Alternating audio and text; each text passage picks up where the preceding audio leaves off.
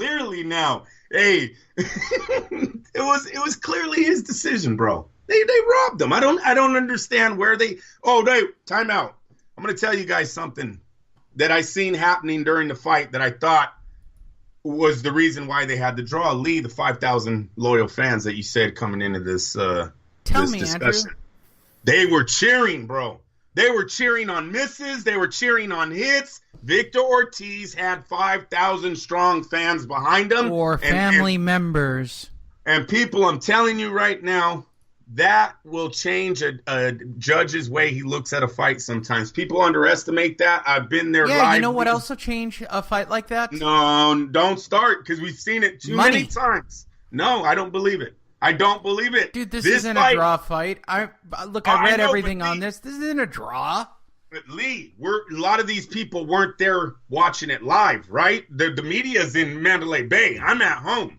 We're all getting the TV There's no shot. media at Mandalay Bay. Everybody was at home. Yes, there was. Half of that damn ring was media. Believe that. Believe any time the guys can get a free trip to Las Vegas and get a free fight ticket, you get 3 days of free food, oh, they're showing up. They're showing up, bro. No, they were there. You seen the computer screens high. You guys know you were there. You know. Listen, so I think we all remember what it was like before kids, Andrew? When you used to get to go?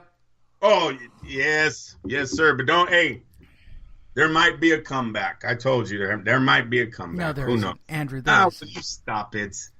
There isn't. Come on, dude. It's over. Yeah. Anyways, I'll be here. You guys can hear me rant on this podcast. Either way, he has a spot. We might let him ride again. That might happen. Victor Ortiz versus Devin Alexander will be brought back. That's it. I know, but it was a good fight. Lee, on the undercard, yeah, I believe you. I don't believe that it was a draw. The average Joe watching Fox on Saturday night was entertained. Both of those fights were very entertaining. I'm telling you, David Benavidez is a force, bro. You better realize that. The fight I actually knew about. Super middleweight division better take notice to David Benavidez. On the undercard, I know about this because I'm on this email list. Undefeated super middleweight Caleb Plant improves to 17-0 with 10 KOs. Man, it's time for Caleb to fight somebody. Yeah, after scoring a lopsided 12-round decision over former world title challenger Rogelio Porky Medina. What a nickname. Porky. Medina in an IBF eliminator. West Texas fight fans in attendance grew somewhat restless with the lack of action. Plant nonetheless looked impressive and picked apart his hard-punching opponent during the... Do you actually lift this straight from the press release? This sounds almost exactly word for word that a friend of ours put into his press release. Probably is then. I'm sorry. It's pretty close. It's pretty close. The friend of ours who produces somehow he's the voice for Caleb Plant. That's why I know about the fight. Caleb Plant has to fight somebody. I mean, at some point, they've actually got to put him in the ring against somebody.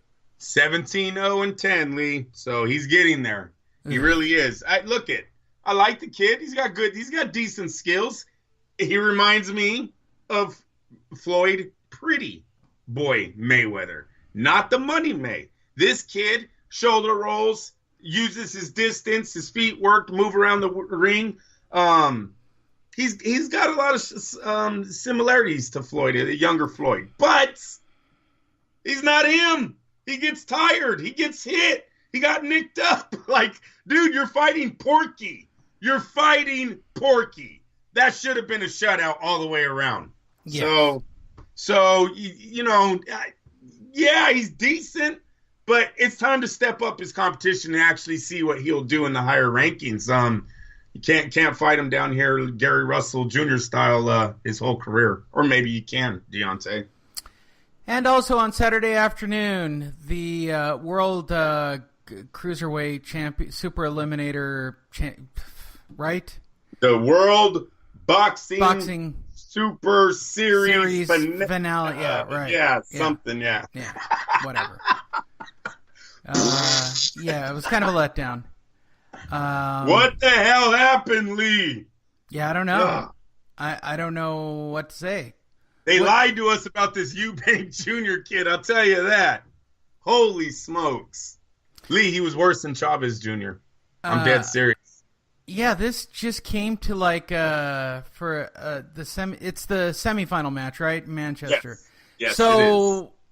For those of you who've been following this, it kind of dudded out. This was the only fight that people cared about. We said that. St. George Grove scores a 12-round unanimous decision over a lackluster, nearly dead-looking Chris Eubanks Jr., who I guess showed up to the fight, got paid, and was there in the ring. I mean, there's not much else to say about him. The final scores on the fight were 117, 112, 116, 112, 115, 113. It was sparring. It was, how do I say this? I like the words they use. Eubanks outboxed Eubanks in a methodical way. Okay, that's another code word for workmanlike. It was bad. It was bad. This reminds me of what might happen 7 days from now, Lee. Or what are we, 6 days now? Ortiz versus Deontay. Lee, you've got one guy who's technically skilled. You've got the other guy who's a wild man, an absolute wild man. He's got no skill. He's coming across the ring trying to bully George Groves into the ropes, and he's throwing Wilder-like punches, bro, and missing everything. Lee, he threw punches where he almost fell down. That's how bad he was throwing his shots last night.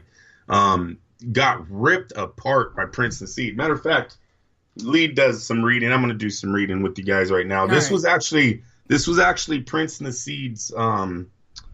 He was doing commentary last night, obviously in the UK, and he actually had this to say about Chris Eubank Jr. after the fight. You're either good at boxing or you're not. This guy is not on the level that he thinks he is. I think he's in a dream world. Tonight was it. This is reality. This was the be-all and end-all for Chris Eubank Jr. He is not on the level, and he never will be on this level. He's not that good of a fighter. He's not going to do the unbelievable things. He's living in a dreamland. I don't think he can punch. In this game, you need a get-out-of-jail-free card. You need to be able to smash them up. George had a dislocated shoulder. That was at the end of the fight, and he still did nothing. He's not on this level. I don't think he should. I think he should finish. I do. I think he should finish. Which camera can I look in to tell Chris Eubank Jr. to finish? That was literally told to Chris Eubank Jr. by Prince Naseed last night on the telecast. His dad lied to us. His dad telling us that his son's freaking Floyd Mayweather, Muhammad Ali, Sugar Ray Robinson. Come on, what a joke. Lee, the guy said he wanted to do MMA. I clearly see why. Lee, this guy can bull rush. He knows how to wrestle, grapple. He's tearing Groves up when you got the clinch on. He's headbutting. He throws punches probably better than all the MMA guys. Right. He clearly should make a transition. He's now lost. Listen, I got two avenues for Chris Eubank Jr. to continue making money. The way he spends it, he's going to have to make more money here in the near future. His skills in boxing are not going to fill those checks. He's lost to Billy Joe Sanders already, and now he lost to George Groves last night. And Lee, George Groves is a B fighter in the UK at best. Remember, this is a guy coming off 2 defeats to Carl Froch, and then I believe didn't Badu Jack, I believe, put hands on George Groves too. So George Groves has had lost to the A list of the division already, and now he defeats Eubank, who wasn't considered that, potential to be that, but wasn't considered. Eubank needs to come over to the PBC, right? PBC's got a bunch of super middleweight fighters they could put him in with. He even's got someone like Danny Jacobs with Eddie Hearn. He could get maybe a paycheck off of there. If I'm Eubank Sr., I am desperately trying to get his son to America. I think his UK run is over. With the loss of Sanders, and they were hitting him hard. Because his father says such outlandish things over there, they were going after Eubank Jr. hard last night on Twitter, all the other UK fighters. His dad had mentioned his son can throw 10 punches per second. Shit like, it's just little things like this that his dad kept throwing. His dad said that they better watch out that he doesn't put George Groves in the hospital. He was bringing up fighters that had fallen in the ring. Like, just so many stupid things that his father had said. I don't see them having an avenue out there anymore. I think he was a big letdown last night for the UK fight scene. Bring him to America with his dad's name and the way his dad talks. Remember, we like our characters in America, right? We'll put a microphone in front of this guy's face. Let's give him to the likes of a Chavez Jr. and a super middleweight junior. These two guys will have a straight-out slugfest. Junior versus junior? Yes, Eubank versus Chavez. Yes, sir. And then the winner of that can take on whatever PBC light super middleweight that Al Heyman chooses at that point. But his run in the UK is over. It was a sad fight. George Groves actually looked good. Lee, he's technically better. He's sharpshooting all night. Every time the kid throws and he's off balance, he's getting countered with the right hand. When the kid's on the when Eubank is on the outside, Groves is landing a right hand from the outside. His defense, he lacked it. Everything that makes me think of Deontay Wilder versus Ortiz. When I told you guys last week, the thing that I liked about the Ortiz Wilder matchup is Ortiz is an excellent boxer, technically sound boxer. He's not, in my opinion, Lee, going into this fight, I will say he is not going to fall for those windmill punches that Deontay throws. Stand back, be patient, work your jab. When he falls in, you crack him. Every single time, and that's what happened last night. Let me tell you, every time Eubank Jr. is bending over Lee, he would bull rush, and then when he would get in the inside, he'd literally bend over almost every single time. George Groves just land a right hand on top of his head. Every single time, right on top of the head. The crowd stand up cheering. Punch wasn't that effective. You're getting points from the refs every single time. Eubank, there was nothing there. A lot of wild punches, never landed. His power never showed up. Now, Deontay going into Ortiz, that is his get-out-of-jail-free card that Nassim Hamed is talking about. Deontay possesses that power to knock out any man if one of those punches lands. So that's what he has going into the fight. But, Lee, don't be surprised if we see the same exact thing that we seen in the Groves-Eubank matchup happen next Saturday when Ortiz and Wilder finally throw down. Hey everybody, this is a great opportunity to tell you about FightNetRadio.com, which will take you directly to our Facebook page where you can catch up on everything in the wonderful world of boxing and Andrew and Lee. And Andrew constantly updates it, so you guys can get some good info on that page. You can also listen to episodes. Just click on the sign up button. That'll take you to go listen to the latest episodes.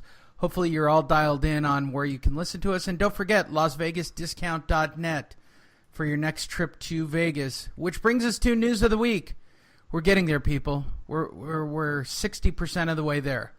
But trust me when I say this. This is a stacked card for news this week. Let's start off with Matchroom Boxing USA has announced a New York City press conference to kick off HBO World Championship Boxing twin bill set for April 28th, again at Barclays Center in Brooklyn, New York, featuring 12-round main event telecasts, former middleweight champion Danny Miracleman Jacobs fighting basically Tubba. And the undefeated heavyweight contender Jarrell Big Baby Miller, who we've waited forever to get to the point of being 20-0-1. Right? Good God, how the Big Baby project has gone on for a long time. Maybe his name is fitting, right? Big Baby. Maybe. That's what they're doing, Lee. They're both having rumors on who they're going to fight. They're both the next two HBO prospects. All right, why should I be excited about Daniel Jacobs, who is not an elite fighter, and sure as hell not excited about Jarrell Big Baby Miller? Well, you stop it with that not an elite fighter. That boy put hands on Triple G. You better watch it. Danny Jacobs is a dark horse in that division. No, listen. HBO is looking for stars, Lee. Danny has the controversial... skimming the bottom of the barrel, and this is what they pulled out. Hey, and Miller's in a great opportunity being one of the heaviest divisions. That's not even the way to say that because it's the heavyweight division, but in a very star-filled division, Miller has a chance to get his name in the middle of that. He's 20-0. He's 6'4" with a 7. I believe his